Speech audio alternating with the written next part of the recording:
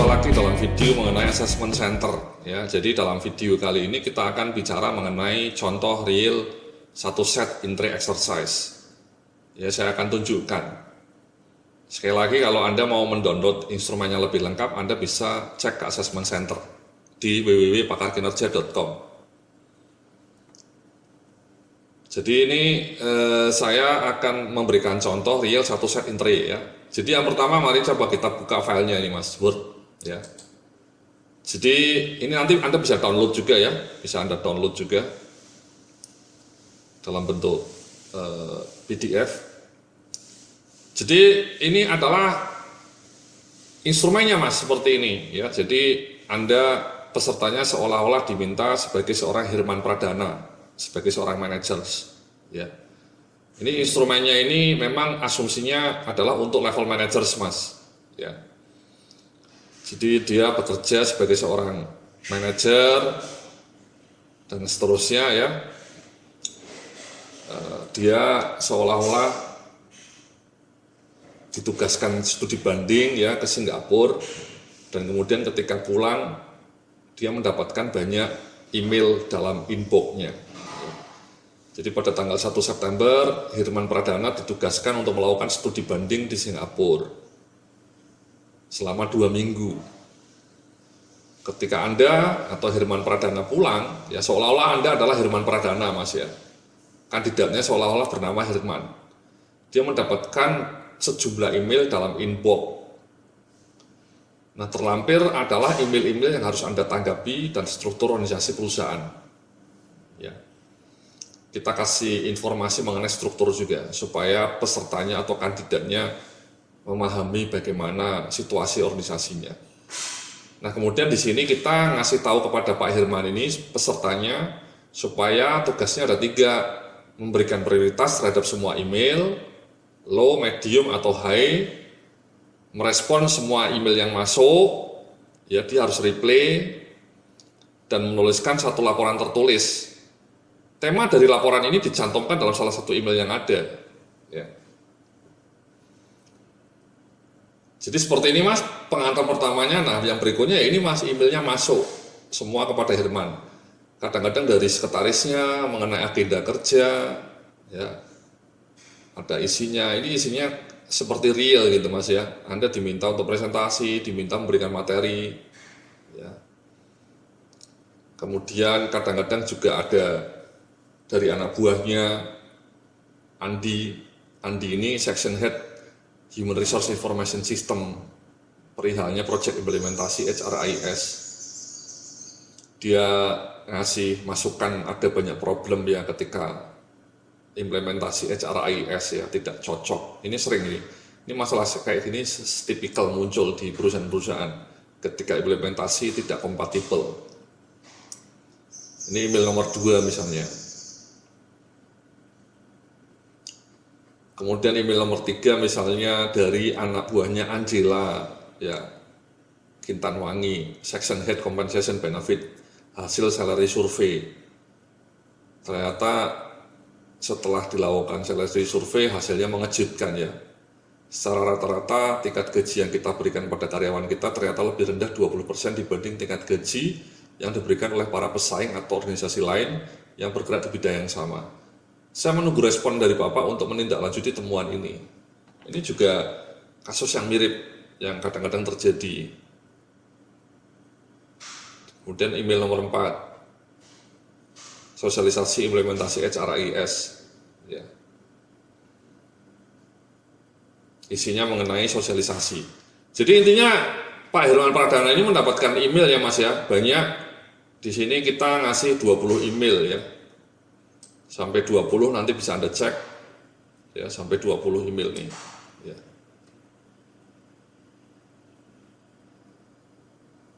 Nah, panduannya ini Mas, panduannya untuk Anda sebagai asesor, ini kita ngasih panduan seolah-olah Anda asesornya ya. Jadi panduannya ada berapa Mas? Ada 2 panduannya. Jadi yang pertama,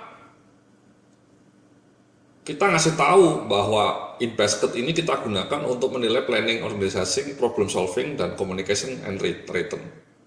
Ya, kita jelaskan Apa itu planning, apa itu problem solving, apa itu communication. Ya. Nah, tugasnya kita kasih tahu juga kepada Anda asesornya, ada 3 tugas ya. Prioritizing, action plan, dan written communication. Di dalam written communication itu memang kita ngasih tugasnya di email yang nomor 20 nih Mas, kalau nanti Anda lihat ya, di email nomor 20.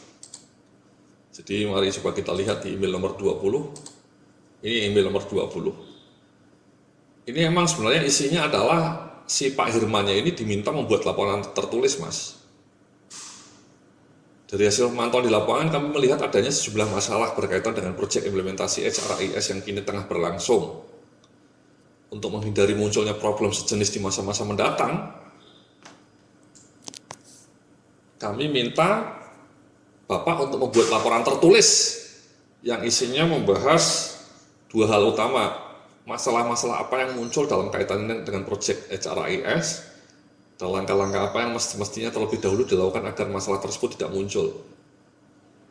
Ini dari Departemen Quality Control, ngecek.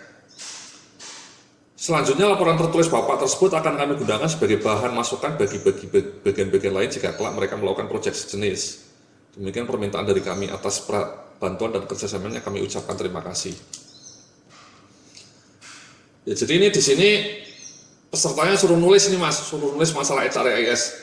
Nah ini kita menguji kejelian dia menganalisa masalah, dan masalahnya kalau Anda nanti baca tertampung di berbagai email yang ada. Kan tadi emailnya ada 20 Mas ya. Di dalam email-emailnya itu muncul berbagai masalah ini Mas. Kita selipkan di berbagai emailnya.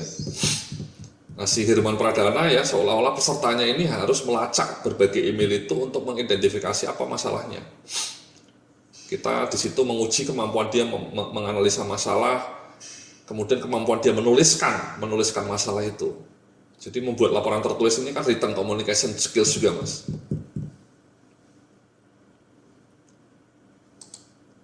Ya, jadi itu Mas, ada 3 hal yang kita nilai, prioritizing, action plan, written communication. Ya. Nah dalam prioritizing ini nanti kita ngasih panduan seperti ini Mas. Kalau pesertanya asesi, ini pesertanya Mas ya. Kalau pesertanya ngasih prioritasnya benar 19-20 email, skornya 5. Kalau cuma 16-18 skornya 4. Kalau cuma 11-15 skornya 3 dan seterusnya. Nah, kita juga sudah ngasih kunci kepada Anda sebagai seorang asesornya ya, mana prioritasnya ini masuk mana.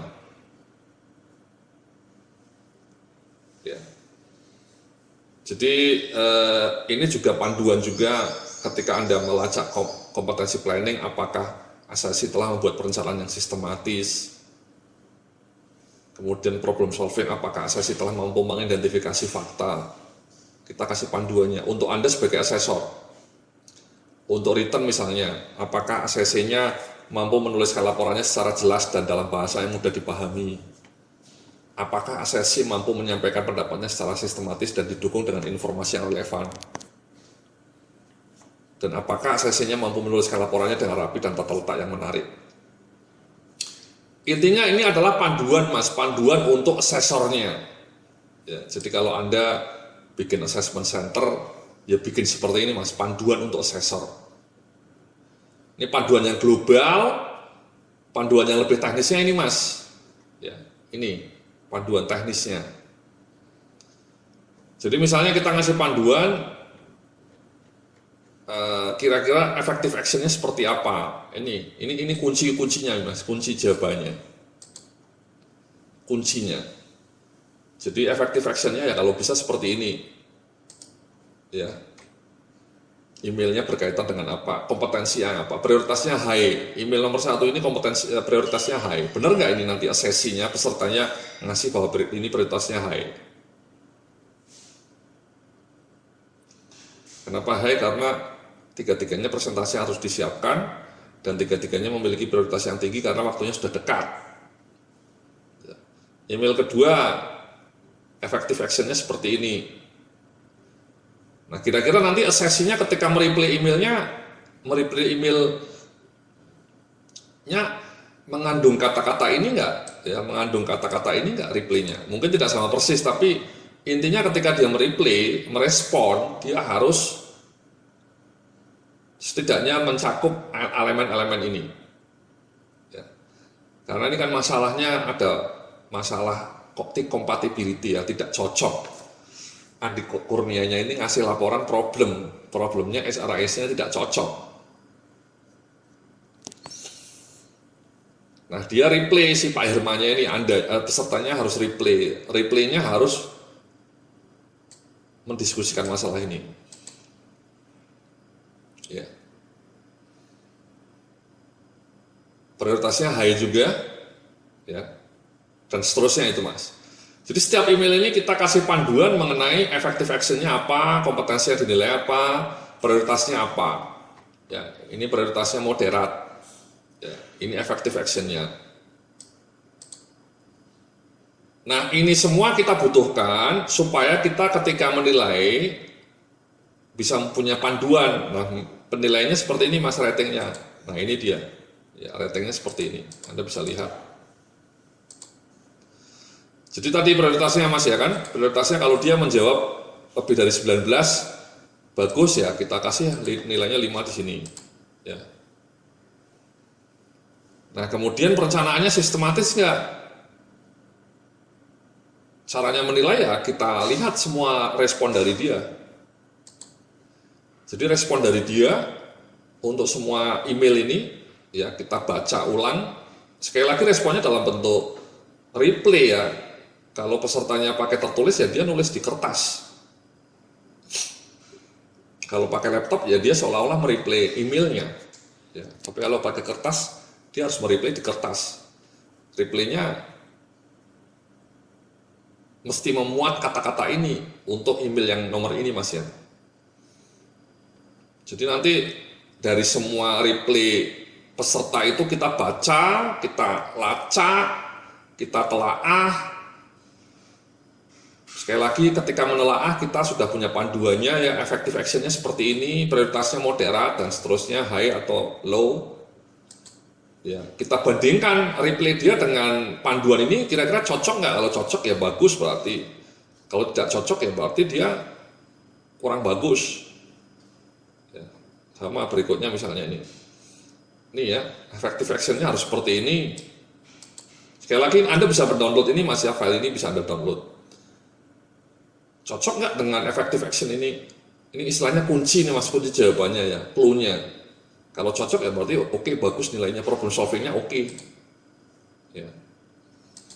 Tapi kalau misalnya efek replaynya dia tidak seperti ini, replaynya ngambang atau tidak tajam, ya nilai dia jelek. Ya. Problem solvingnya jelek berarti.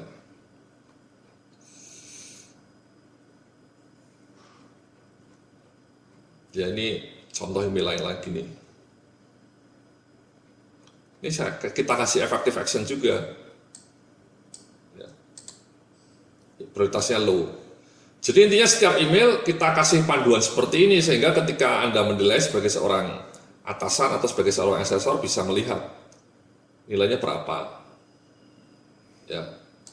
Misalnya di sini setelah kita analisa nilainya 4. Apa bukti-buktinya? Ya bukti-buktinya tadi dari replay dia kebanyakan cocok dengan effective action. Di sininya juga oke. Ya. Dia juga mengenali misalnya. Kemudian dia juga memonitor. Ya. Nah idealnya dikasih indikator-indikatornya ini mas. Ya bukti-buktinya. Kenapa kita mengatakan bahwa dia merencanakan langkah-langkahnya dengan efektif? Kenapa kita mengatakan si pesertanya mampu mengelola sumber daya yang ada? Nah indikatornya ini kita ambil dari replay dia. Kita lihatlah, kita lacak replay dia yang menunjukkan bahwa dia bisa memanfaatkan sumber daya. Ya. Kita lacak replay dia yang bisa mengenali keterkaitan. Ya. Dia tahu bahwa berbagai email ini sebenarnya ada yang saling berkaitan. Jadi dia tajam pengamatannya. Kemudian dari replay-replaynya kita juga bisa tahu bahwa ternyata dia juga ngecek pekerjaan anak buahnya, memastikan sehingga nilainya 4. Ya. Ini misalnya nilainya 4 juga. Jadi seperti itu Mas. Ya, ini untuk problem planning organizing sama Mas. Untuk problem solving seperti itu juga. Dia gimana? Ternyata dia bisa mengidentifikasi berbagai fakta, dia bisa melihat hubungan antara berbagai email ya. Misalnya kan tadi di nomor 1 tadi ini ada hubungannya email berkaitan ya. Ada yang berkaitan. Jadi dia bisa melacak bahwa email yang nomor ini sebenarnya berkaitan dengan email yang berikutnya karena tanggalnya sama misalnya. Jadi replay dia menunjukkan bahwa dia paham ada beberapa agenda dalam email itu yang saling berkaitan. Ya, dan seterusnya dan seterusnya. Kita kasih nilai ya. Misalnya ini 4. Ini misalnya 5. Ini 5 misalnya ini. Kemudian ini 4. Sekali lagi ini semua nilai-nilai ini kita berikan berdasarkan replay dia Mas ya, replay dia. Jadi berdasarkan respon dia.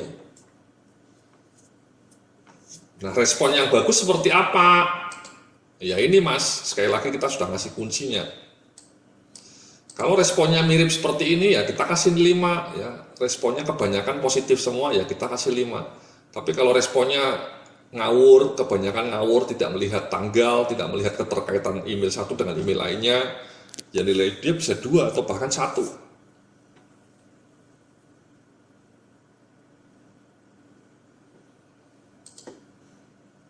Ya. Itu kompetensi yang kedua. Yang ketiga kita juga ngecek komunikasinya Mas. Nah komunikasinya ini lihat bahwa kita menilai kompetensi komunikasi dari satu laporan dia. Sekali lagi kan tadi kita lihat ya di email nomor 20 ya, Bapak ini disuruh ngasih laporan Mas ya.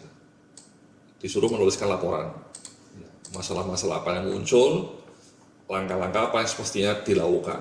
Dia susunlah itu laporan tertulis. Nah, untuk menilai laporan tertulis bagus atau tidak, kita sudah ngasih panduan juga. Ya, ini masalahnya. Ya, ini sudah kita kasih jawabannya, kunci jawabannya. Nah, kita tinggal melihat apakah jawaban dia, apakah laporan tertulis dia mirip nggak dengan kunci ini. Ya. Sama nggak dengan kunci ini ya. Jadi ini masalahnya banyak, implementasi HRS-nya banyak masalah dikeluhkan oleh usernya, budgetnya melonjak, tidak kompatibel dan seterusnya dan seterusnya.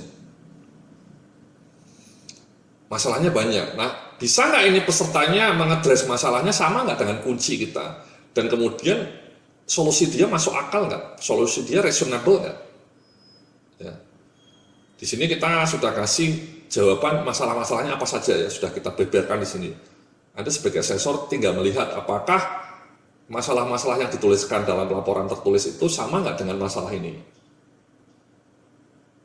Ya. Nah nanti setelah itu kita nilai ratingnya, pendapatnya bagus nggak atau kacau atau sulit dipahami, gagasannya sistematis nggak. Nah ini menuliskan informasi yang relevan nggak, masalahnya semua dituliskan nggak, atau dia cuma tahu ada 2 masalah padahal sebenarnya ada 7 masalah. Jadi mungkin dia nilainya 1 lah.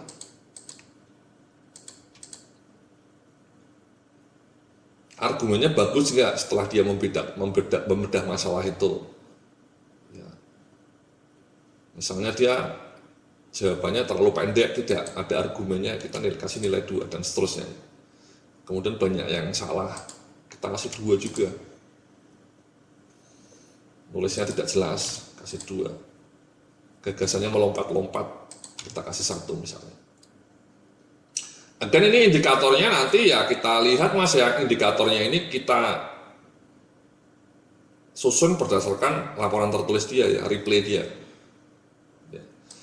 Sekali lagi, 2 ini panduannya ini Mas ya, tadi sudah saya berikan ya, kenapa kita ngasih 2 ini Mas ya, bukti negatifnya terlalu banyak dibanding bukti positifnya kalau 2. Kalau 5 bukti positifnya sangat kuat, banyak dan hampir tidak ada bukti negatif.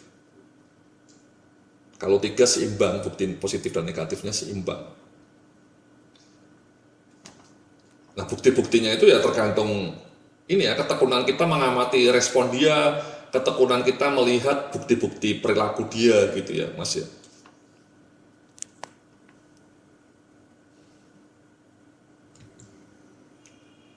Jadi kita masukkan di sini. Ya. Jadi itu untuk in basket ya, ada 3 kompetensi yang kita lihat, ada planning, problem solving, and communication. Ya. Nah, nanti dalam video berikutnya kita akan lanjutkan ya untuk analisa mengenai in basket ini. Terima kasih, sampai jumpa dalam video berikutnya.